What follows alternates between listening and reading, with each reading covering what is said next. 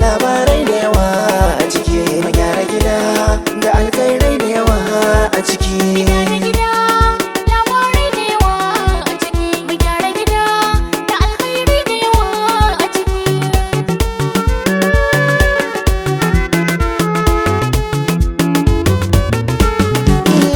Waiwaye adon tafiya ni na tafi na dawo, na juyo gida tsaraba ta kwaye yau na kawo.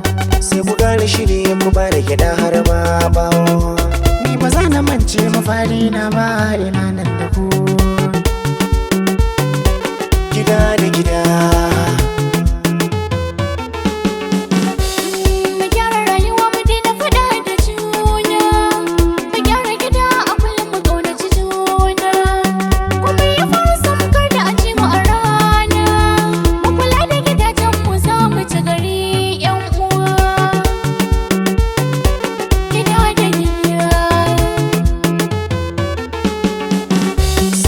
makarantu za ya rike mu samsam bayan mai ilimi da nagarta ko a ina ne mu san ba matsala. Musa na zuwa sanan yarda za ku ga ko ina mun cilla.